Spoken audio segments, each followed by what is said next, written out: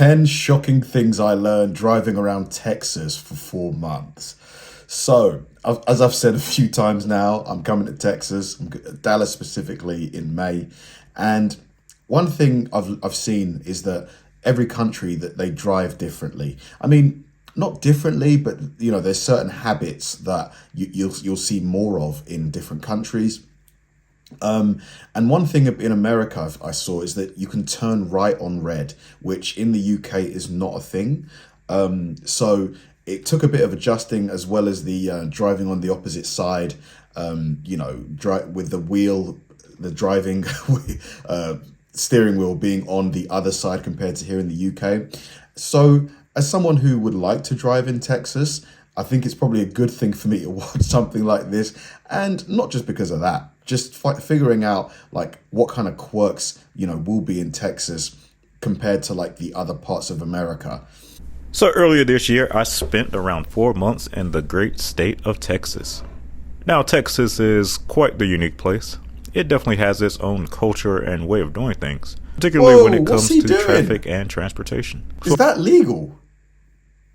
Can he do that? On this video, I want to talk about 10 of the strangest traffic-related things I've discovered while traveling around Texas. Welcome to the channel. I'm Mileage Mike, civil engineer turned full-time traveler. Like the video, subscribe if you love it, and let's talk about the Lone Star State. The first thing on this list is the frontage roads. Frontage roads are these access roads that parallel most of the freeways around Texas. You may have seen them in these things here.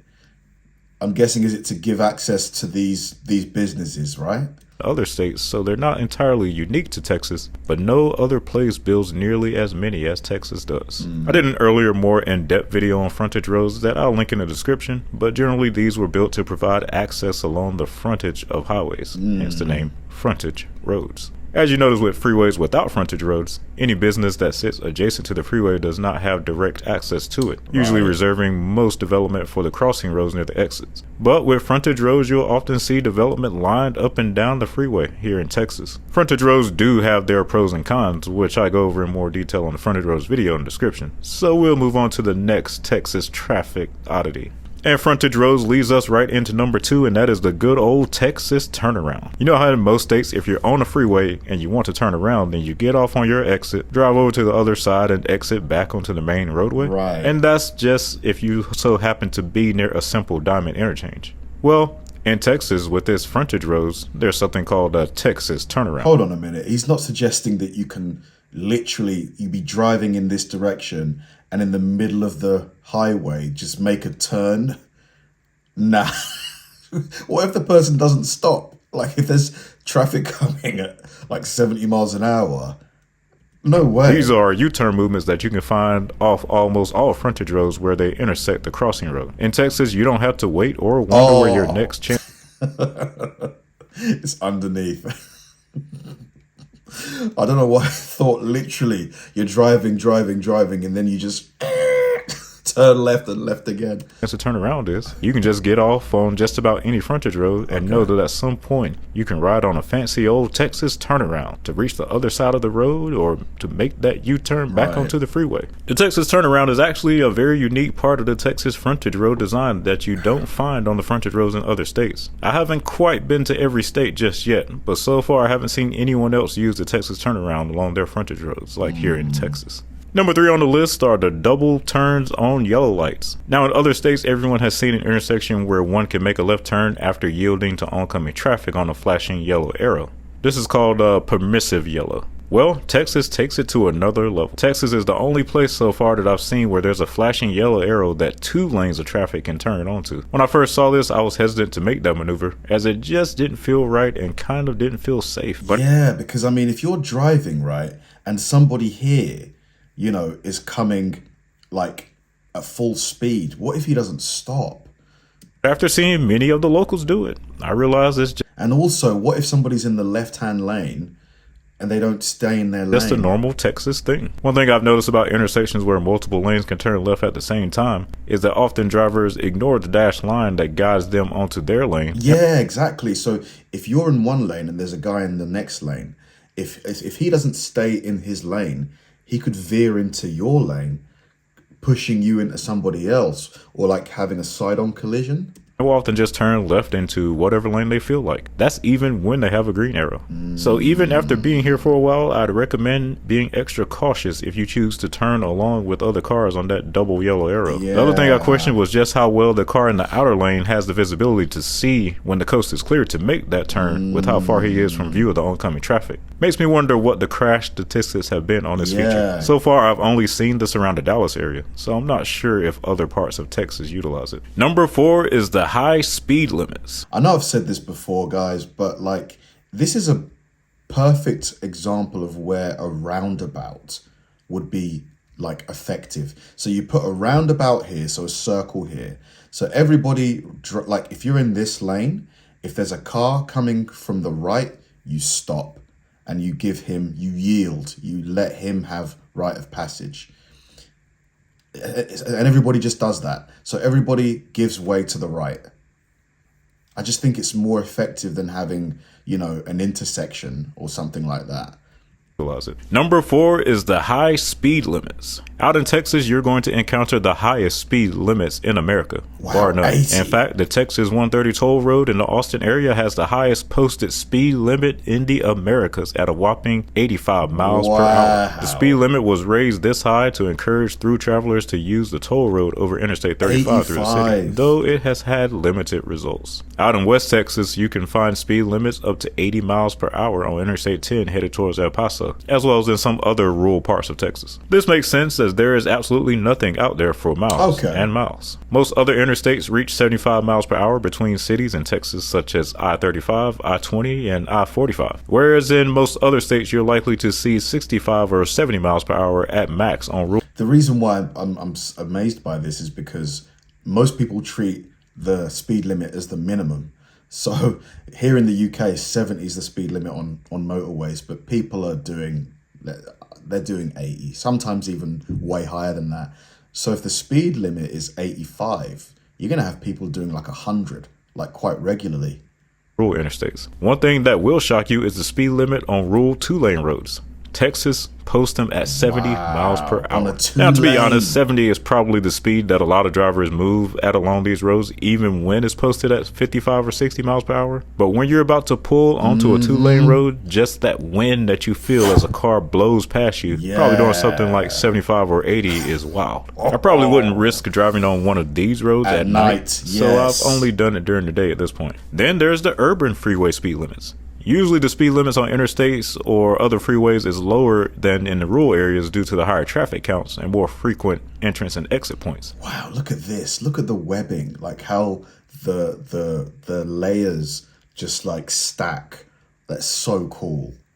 Well, when I first got to Dallas and hopped on the Central Expressway, I saw something that I hadn't seen anywhere else. A 70 mile per hour posted speed limit on a busy urban freeway. Yep, that's right. 70 miles per hour is the speed limit on one of the busiest freeways in Dallas. Here, the speed limit on this road would be maximum 50.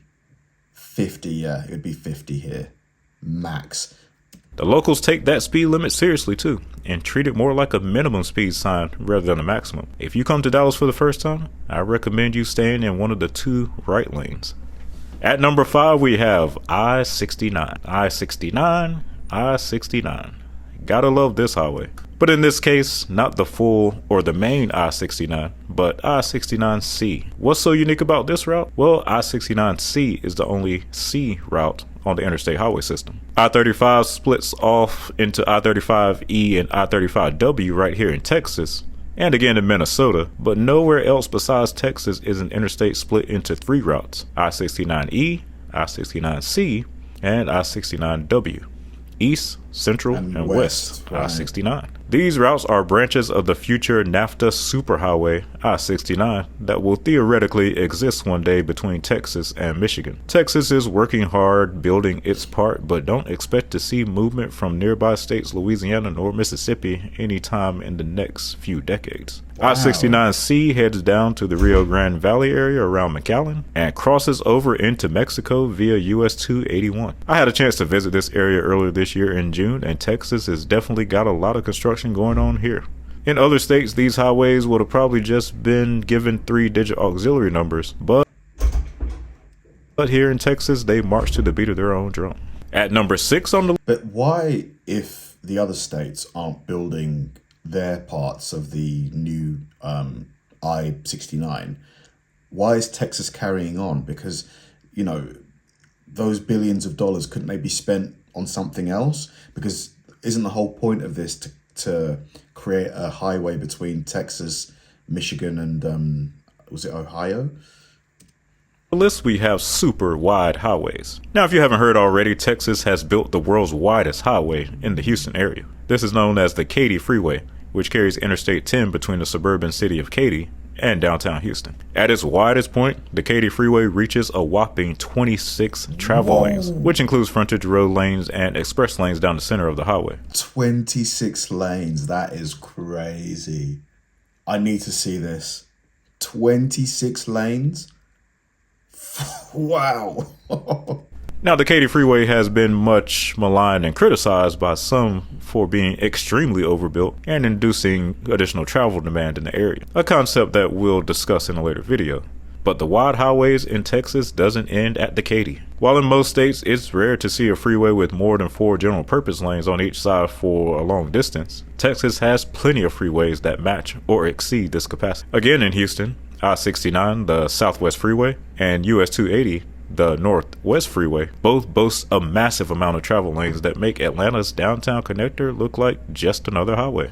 And not to be totally left out, you do encounter some unusually wide highways in the DFW area, such as I-35E in certain sections, and the I-635 loop. But overall, Houston is not only the king of massive highways in Texas, but also the United States as a whole. For number 7, we revisit a feature that's associated with the frontage road. Recall how frontage roads serve as sort of an access road that runs alongside the main highway. Well, in some cases, the good folks of Texas just don't feel like waiting for their exit to get off the highway and onto that frontage road. Like you can see this driver doing here in Austin off I-35.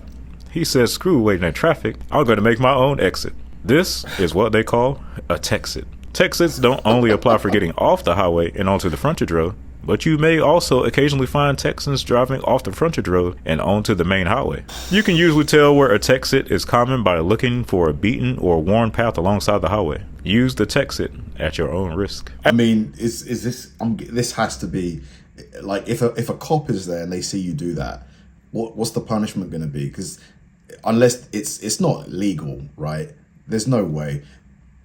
Plus, if you do it, if you pull from if you're on a frontage road and you pull onto a highway using a Texit, if there's a car coming from a distance at a really high speed and you don't see it until you're just about to pull onto the thing, man, he could really go into you. Like, at number 8 are fire lane markings. When you go into a parking lot in Texas, you're going to see something that you don't really see in other states. You're going to see these strange red painted lines that sort of outline where you can and can't drive and where you can and can't park. These are fire lanes to denote the restricted areas for fire trucks and other emergency vehicles. Now, in other states, this is sort of an understood thing that you'll rarely find actually painted around the parking lot, at least not on this scale. However, in Texas, every parking lot, no matter how large or how small, usually has these red painted fire lines all over them. Now, this isn't necessarily a bad thing.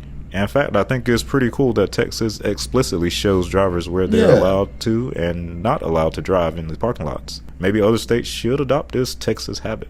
At number 9, we have the FM or farm to market highways. If you drive around Texas, you'll notice the typical hierarchy of highways that other states have. You have the interstate highways at the top, which Texas has decided to do their own thing and label it as IH-35, for example, rather than just saying I-35 like everybody else. U.S. highways are still called U.S. highways like all the other states.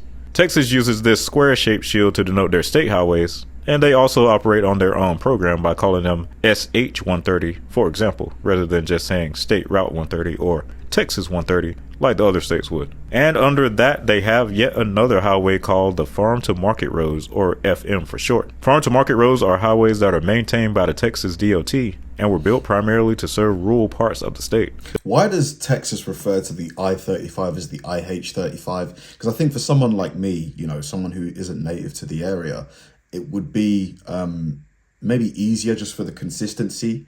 Like, because if you're in another state, it's easier for you to sort of match the names, if you know what I mean.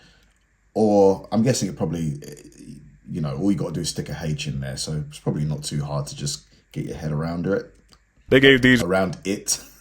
rural areas paved 2-lane roads and helped connect some of the more isolated parts of the state with the rest of its highways, giving ranchers and farmers a better way to get their goods to the market. In a few areas, you might see RM routes or ranch to market routes, but these basically serve the same purpose and are part of the same system. Over time, as some towns grew, some of these FM routes gained additional lanes, and some even upgraded to freeways. So basically, when you see the FM shield for a route in Texas, you can expect it to be at least 2 lanes and paved, regardless of how remote of a part of the state that you're in. And the final Texas roadway oddity that you will see in the state is the sheer number of loop highways. Now, loop highways are certainly not unique to Texas.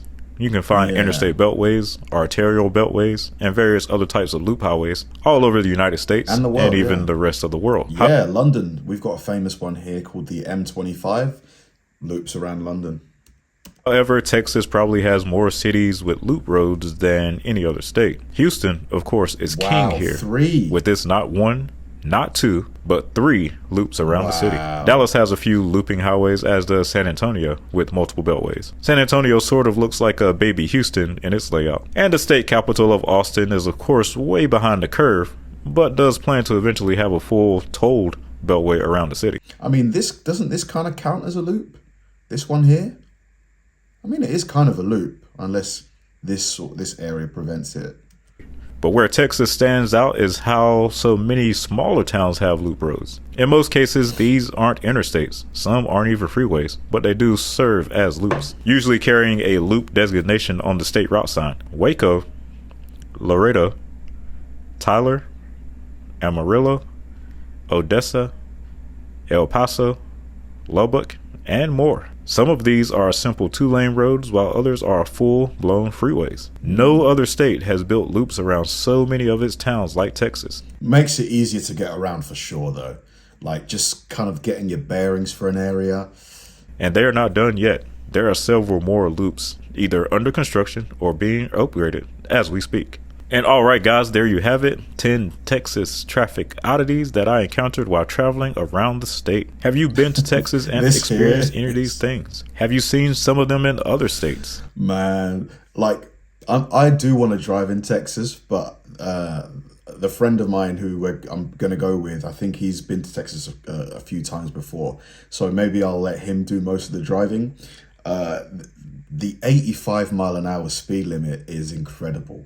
Like, it's just because you know that most people aren't doing that. They're going to do a bit higher, especially when the roads are clear. You know, people are going to be doing 90, 95, 100 regularly. And the 70 mile an hour 2-lane road, you know, the busy urban road that he mentioned that you could do 70 miles an hour on. Like, yeah, if you're waiting to merge onto that road at night and visibility's poor, that would be kind of nerve-wracking for me. Maybe I'm just a bit of a wuss, but because yeah, if there's a car coming at 70 miles an hour and it's nighttime and you're looking, you can't see, and you're slowly coming onto the road, and he just... Thanks for watching, guys, and I'll see you in the next one.